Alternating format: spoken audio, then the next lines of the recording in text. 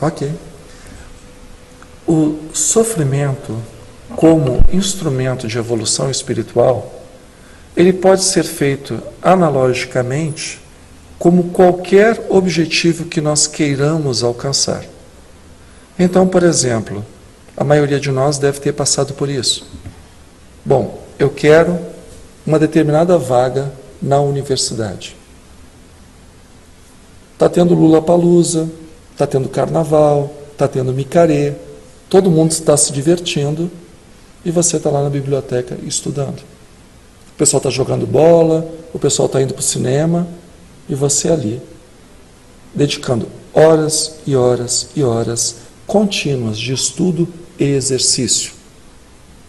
Isso causa um estresse físico, um estresse mental, um estresse emocional, mas que te habilita para o que você pretende. O mesmo vale para concurso público. Um atleta, as Olimpíadas estão chegando. Aí nós vemos aquelas pessoas com corpo escultural competindo. Aquela pessoa que ganha o topo do pódio, aquela pessoa que ganha medalha de ouro, e mesmo todos que concorreram para aquilo, eles se sacrificaram, se infligiram dor para alcançar aquele objetivo. Por isso que nós vemos aquele corpo escultural. Aquele corpo atlético não veio de um sujeito comendo pipoca com controle remoto na mão e tomando refrigerante. Não foi essa pessoa que foi competir nas Olimpíadas. Foi a pessoa que tomou uma decisão. E a partir do momento que ela tomou essa decisão, ela tomou aquilo como foco e ela teve que abrir mão de muita coisa para atingir aquele objetivo. Nós, enquanto espíritos, a nossa visão de espírito, sem ainda estarmos nesse corpo, é a visão da imortalidade. Pois bem, eu quero ter um espírito, um perispírito, com um corpo atlético. Chega de sofrimento, chega de desequilíbrio, chega de causar dor, chega de sofrer. Como eu posso mudar isso? Como eu posso perder esses quilos de sofrimento que eu causei para as pessoas e que eu trago comigo? Como é que eu posso queimar essa gordura? Aí nós viemos ao mundo com um objetivo que está intrinsecamente no nosso subconsciente, faz parte, movimenta a nossa vida nas camadas mais profundas da consciência para que nós atinjamos esse objetivo. E aí, nós temos que fazer o nosso exercício. Mas exercício nem é bom, nem é fácil. Por isso que tem essas propagandas pagas na televisão, que aparece o sujeito enorme, depois magrinho, praticamente sem fazer nada. O aparelho faz tudo por ele. E claro que a gente sabe que isso não funciona. Mas por que as pessoas compram? A ideia da facilidade para atingir um objetivo. O Espiritismo nos diz que não existe atalho. Existe trabalho. Então, o fato de eu passar por uma porta abençoada não quer dizer que os meus pecados estão absolvidos. O fato de eu ser batizado não quer dizer que a responsabilidade que eu tenho com quem eu desequilibrei, ela simplesmente deixou de existir. O que existe para nós é o exercício do bem. E isso não é fácil, porque nós vamos ter que deixar de alimentar o nosso orgulho, deixar de alimentar o nosso egoísmo, deixar de alimentar a nossa raiva. As pessoas na nossa volta não vão compreender isso, mas é isso que nos torna atletas olímpicos da nossa evolução. A evolução não vem de graça. A própria evolução das espécies, por que as espécies chegaram ao ápice, até hoje, daquilo que elas já foram no passado? Porque elas tiveram que se adaptar às contingências da vida. Elas tiveram que se adaptar às situações extremas. E aquelas que se adaptaram sobreviveram.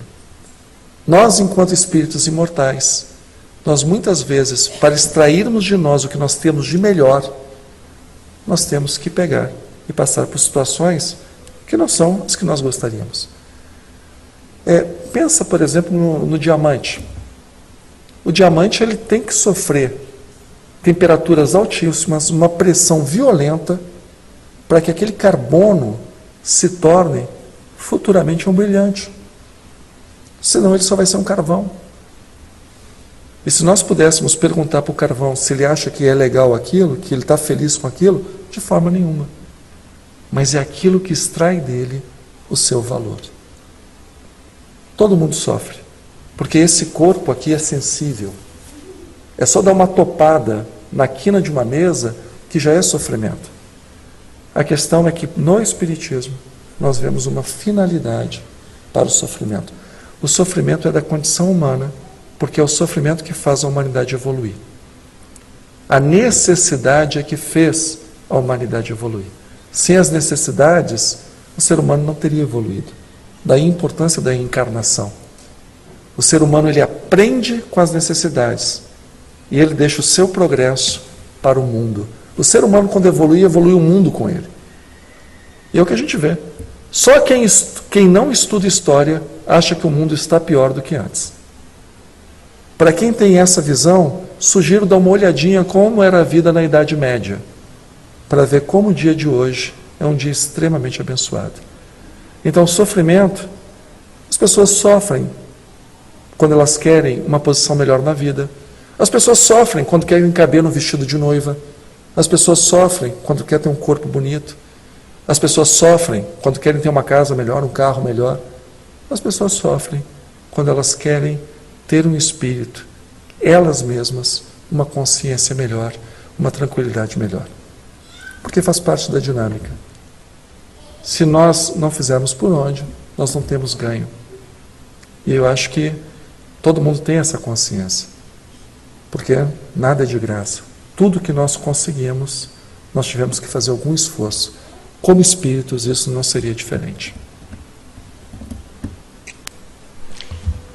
Alguém mais? A evolução após a morte do espírito é voluntário da própria pessoa ou é através de uma oração, de uma intenção? A evolução, tanto na nossa vida quanto depois dessa vida, ela é sempre voluntária. Ela sempre tem que partir do espírito. Agora, as orações que são feitas para alguém, pensamento é força. Pensamento, literalmente, é uma energia que nós projetamos, consciente ou inconscientemente. Nós nos afetamos uns aos outros com o que nós pensamos, de forma consciente ou inconsciente. Quando eu estou falando, eu estou influenciando vocês. Mas o simples fato de vocês estarem parados olhando para mim, vocês estão passando uma mensagem. Se está bocejando, se está de braços cruzados, se está sorrindo, se está mexendo no celular, se está olhando para mim. Nós estamos passando uma mensagem o tempo todo. Nós nos influenciamos uns com os outros. O espírito, quando ele não tem mais o corpo físico, ele é muito mais sensível aos pensamentos das pessoas. Porque esse corpo, o corpo físico, ele nos protege, mas também ele nos impede de receber essas ondas da forma mais sensível que elas podem chegar até nós. Então, para o desencarnado, aquilo que nós pensamos é projetado nele. E é muito interessante, porque quantos e quantos relatos de espíritos que disseram, olha, eu estava numa situação muito difícil, eu estava numa região extremamente dolorosa, mas as tuas orações foram como bálsamos, como luzes no meu caminho. Então a oração faz toda a diferença. Agora, o que o espírito que está recebendo aquela oração vai fazer com essa informação, aí é com ele. Porque alguns dizem assim, mas eu não sou merecedor. Eu continuo no mesmo lugar de sofrimento que eles têm. A culpa é tão grande, tão massacrante, que a pessoa não se julga nem merecedora das nossas orações. Então, a evolução depende da pessoa. Mas a oração, ela tem um poder fantástico. Inclusive, até cabe isso. A gente, como espírita, costuma dizer assim, olha, vamos fazer pelo menos uma oração. Como se a oração fosse uma moeda de 1 centavo. não é pelo menos uma oração. A oração muda muito, muda muito. Lembremos do Evangelho. Muitos dos fenômenos que causaram impacto nas multidões, Jesus fazia em oração. E posso fazer a questão do estado material, né, encarnado de um ser humano, tanto para o lado bom como para o lado corrupto, desastroso, digamos, quando esse espírito, principalmente no lado desastroso, corrupto, mal, ele desencarna, o que ele faz com esse estado ruim dele? O estado ruim ou estado bom, gente, é uma verdade que o Espiritismo nos traz, que a gente tem que prestar bastante atenção nisso, porque é do interesse de todos nós. Nós morremos como nós vivemos. Não tem mágica. Eu sou uma pessoa carente. Olha que interessante, você vai ser um desencarnado carente. Olha, eu tenho, sabe assim, uma fraqueza. Eu não posso ver uma bebidinha que eu tenho que tomar um gole.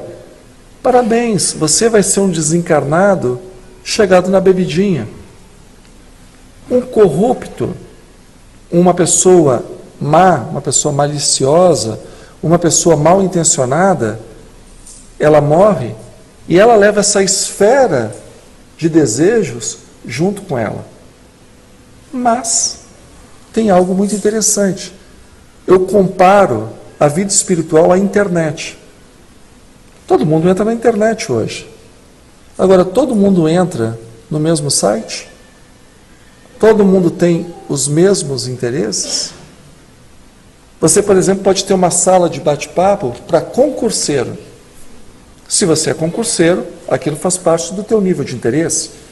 Mas você pode ter uma sala de bate-papo também para discutir a questão da Palestina e Israel. Se você tem interesse nesse tema, você abrir o computador, vai entrar ali. Ou você pode abrir um computador, por exemplo, abrir uma sala na internet para saber como é que faz uma arma química. E você vai encontrar pessoas que vão estar dispostas a dividir esse conhecimento, ou pornografia, ou qualquer outra coisa. Quando nós desencarnamos, nós temos uma atmosfera que nos envolve. Essa atmosfera, ela é formada pelos nossos desejos e pensamentos que nós cultivamos em vida. E aí nós vamos ser atraídos para o local, essa grande sala de bate-papo, onde outras pessoas têm os mesmos interesses do que nós. Então a pessoa que tem interesse em fazer o bem vai estar próxima de outras pessoas que fazem o bem. As pessoas que têm o interesse em levar desequilíbrio, ela vai se atrair por pessoas desequilibradas. E a pessoa que tem interesse no ódio vai estar no meio de outras pessoas que odeiam tanto quanto ela. Mas qual é a diferença em relação a isso da proposta espírita para as outras propostas? Porque se nós lermos a Divina Comédia de Dante Alighieri, por exemplo, o inferno, ele é dividido em regiões, que nessas regiões estão as pessoas que tinham afinidades em vida. Então nós temos lá o local dos hereges, nós temos lá o local dos luxuriosos, nós temos o local dos violentos.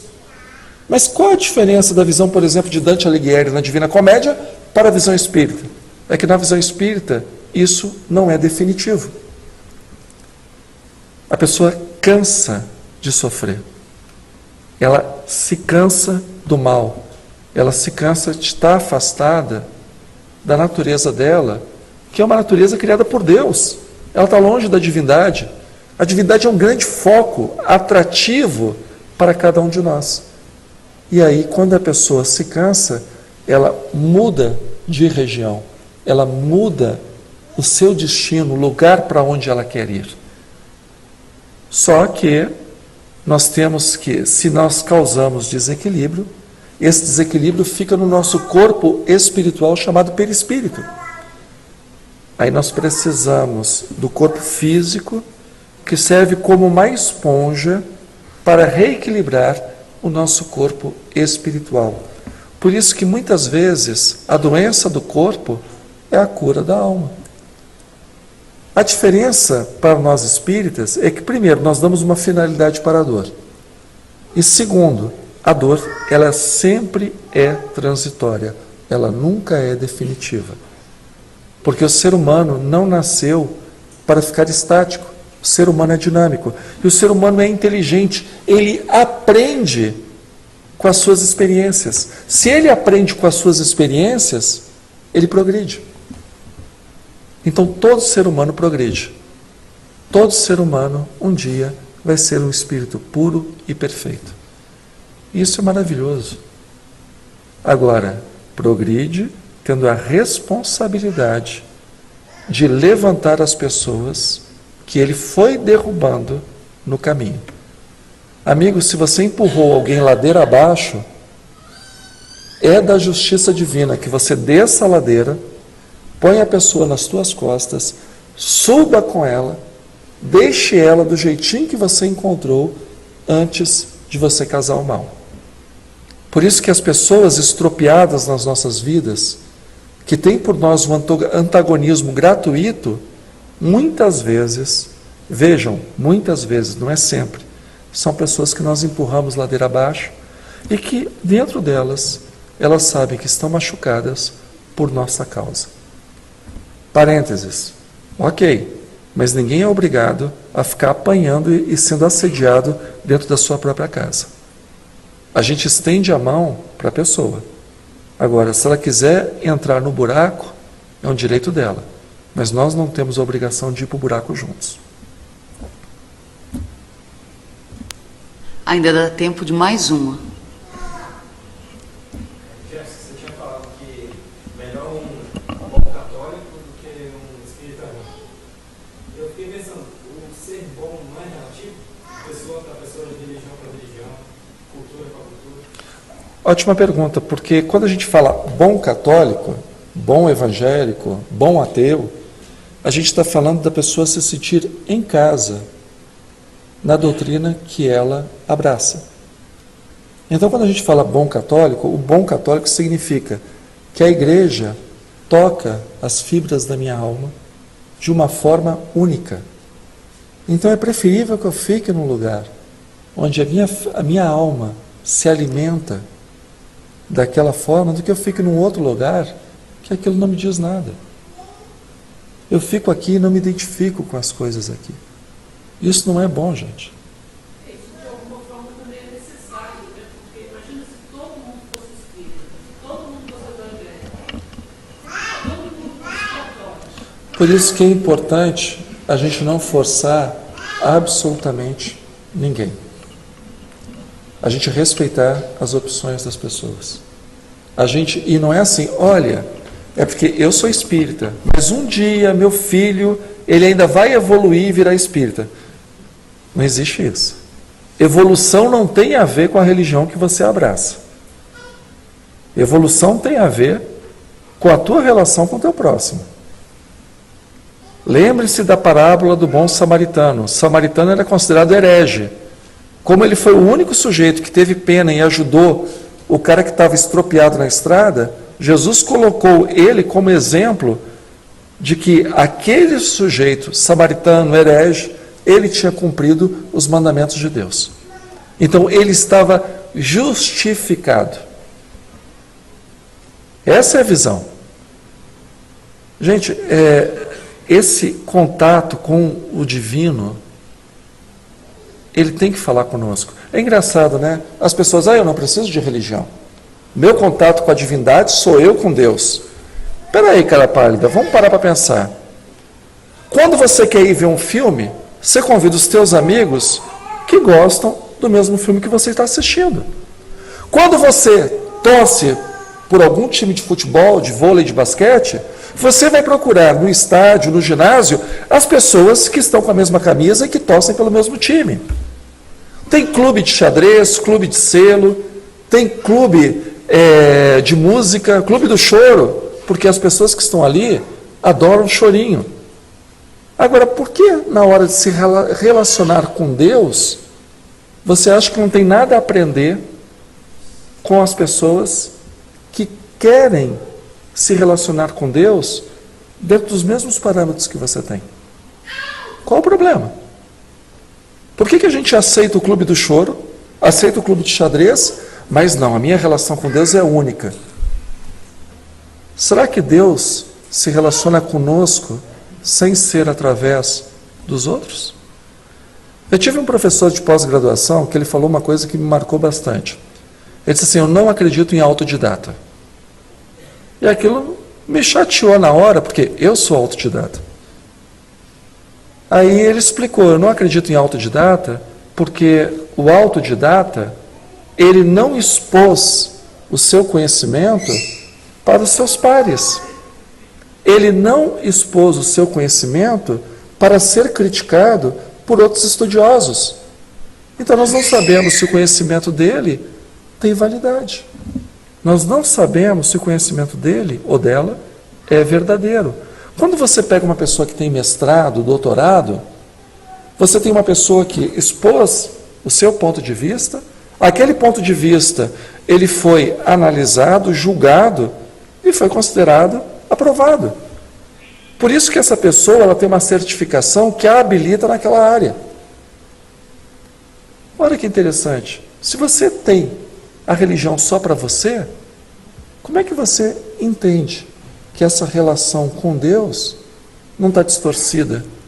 Se você não expõe a tua forma de pensar para outras pessoas. Então, religião do eu comigo mesmo não dá certo. Eu aproveito para fazer também uma lembrança. Não existe espiritismo do meu jeito. Não tem isso. Existe espiritismo. Espiritismo do meu jeito é tudo, menos espiritismo.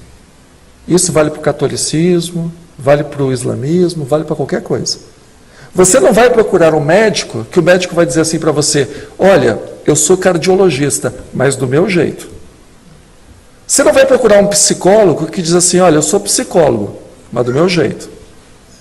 Você não vai procurar uma esposa ou um esposo que diz que é fiel do seu jeito.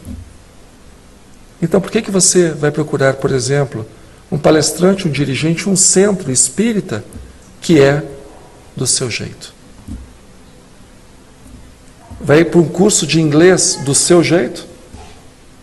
Olha, eu acho, por exemplo, que o verbo have tem que ser have de ponta a ponta. Então, I have, you have, he have, she have, e todo mundo have. Não, mas espera aí, na gramática inglesa é I have, you have, he has, she has. Não, mas do meu jeito. Espiritismo também é ciência. Não existe ciência do meu jeito. Existe espiritismo. E a gente às vezes perde um pouquinho disso. E aí nós nos tornamos maus espíritas. Porque a relação tem que ser uma relação de fidelidade. Se nós não somos fiéis, nós adulteramos. E aí nós não vamos passar para as outras pessoas a doutrina que nós recebemos. O consolo que nos fez tão bem não vai chegar nas próximas gerações.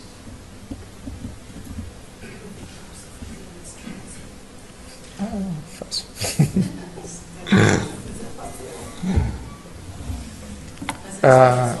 Pois não. Muito grata pela presença de todos, pela participação também. E nesse momento, nós vamos aproveitar que o Jefferson já está aqui, embalado, para fazer a nossa prece de encerramento. E logo em seguida, o passe, tá? Então, com você. Lembrando, pessoal, que o fórum da DED, ele acontece uma vez a cada 15 dias, né? Então, a não ser na próxima sexta-feira, na outra sexta-feira, teremos um outro palestrante, um outro tema, de 19h30 às 20h30, a pessoa expõe o tema, e de 20h30 a 21h, a pessoa da plateia pode tirar as dúvidas. E, poxa, isso é uma coisa maravilhosa, porque senão vira algo que não há interação. E lembram-se que a gente estava conversando que o espiritismo é diálogo? O sujeito que está aqui não é dono da verdade. Então é importante dialogar com essa pessoa. Olha, eu concordo, eu não concordo. Por que você está expondo dessa forma? Por que você pensa desse jeito? Isso, o fórum permite isso. Numa palestra comum não dá tempo para isso. Então, procure acompanhar no site da comunhão quais são os dias do Fórum da DED, quais são os temas, e quando o tema for de interesse, até tragam outras pessoas para que tenham interesse naquele tema para discutir. Nós tivemos, por exemplo, um fórum com o médico Luciano Máximo sobre depressão. E ele deu tanto a ótica espírita quanto a visão médica da depressão. E, poxa, quantas pessoas a gente conhece que precisam de uma palavra amiga nesse sentido? Então, é importante. Vamos para a nossa prece? Convido a todos a fechar os olhos. Fechar os olhos não por um rito, não por uma liturgia, mas para que possamos trazer a nossa concentração para nós mesmos e para o momento o qual estamos vivenciando. Não estamos sozinhos. Esse salão é muito mais do que nós. Esse salão ele é envolvido por inúmeros e inúmeros espíritos amigos, hoje desencarnados, mas pessoas iguais a nós mesmos. Pessoas que nos protegeram para que nós chegássemos aqui. Pessoas que nos intuíram para que procurássemos algo que alimentasse as nossas almas. O nome desse centro é Comunhão. Então vamos entrar em comunhão uns com os outros. Vamos imaginar a figura de Jesus. Esse Jesus amigo, esse Jesus evangelizador, esse Jesus da esperança, esse Jesus que materializava a palavra de Deus nas nossas vidas. Em comunhão. Vamos estar juntos com esse Mestre amoroso. Amigo Jesus, amigo de todas as horas, amigo de todos os momentos. Primeiramente, o nosso muito obrigado. Muito obrigado, porque a tua influência tem iluminado as nossas vidas dia a dia. O teu Evangelho, Senhor, tem sido uma boa notícia para nós. Toda vez que nós abrimos o nosso coração às tuas palavras. Aproveitamos, Senhor, para pedir o teu olhar, para pedir o teu abraço amigo, a tua mão carinhosa, para que continue sempre conosco, para que possamos te sentir ao teu lado, para que possamos, Senhor, dividir essas luzes que recebemos com os nossos familiares, para que as pessoas que estão nos assistindo, para as pessoas que sabemos necessitadas, para as pessoas que sabemos que precisam do teu apoio, do teu carinho, elas possam estar conosco neste momento, abraçados a ti. Cuida de nós, Senhor. Cuida de cada um de nós, para que possamos voltar aos nossos lares ou a ir aos nossos destinos na tua presença. E para que possamos refletir a tua luz nesse mundo, para que o reino do bem, o reino de Deus, onde reconhecemos Deus como Pai e cada pessoa como um irmão, uma irmã, possa se realizar no nosso planeta. Que assim seja. Graças a Deus.